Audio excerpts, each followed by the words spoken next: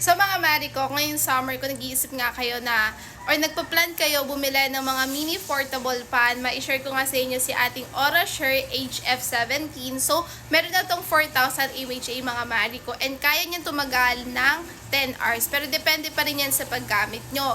And yung wind speed niya mga mari ko is 100 na siya. Pero depende siya kung ang gaano kalakas ba yung gusto nyo. So, eto siya mga mari ko. Bali, bumili lang ako nitong silicone cover natin para hindi siya madumihan. Pero meron kayong color na pwedeng pagbilhan. Or kung gusto nyo rin bumili ng silicone cover na ganito, ilalagay ko din dyan sa ating yellow basket. And eto lang din siya. Bali kapag check out nyo ito mga mari ko, meron na siyang kasamang charger cord na Type-C. And dito yung kanyang pinaka-on. Ayan, dyan nyo lang siya i-on guys. Ayan.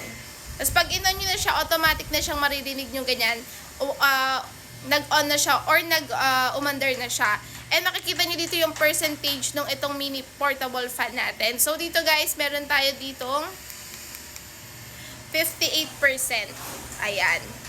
Tapos, ayan, 20, 40, 60, 80, and eto yung 100 natin. Naririnig pa ba ako?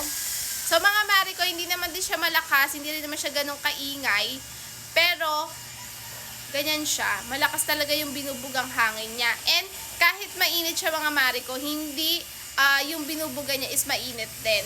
So mga mari ko, kung gusto niyo ng ganitong portable mini fan, ilalagay ko dyan sa yellow basket. Again, meron na rin siya kasamang lanyard. So yung lanyard na ito mga mari ko, ganito lang siya ha. Yung pang kamay talaga. Naglagay lang ako nitong ating pang neck kasi nga si Madam Hilly yung gumagamit nito para kahit makalimutan niya, hindi niya mailalaglag, diba, pag nasa neck. So pwede kayo maglagay ng keychain, pwede pa kayo maglagay pa ng isang lanyard, o diba?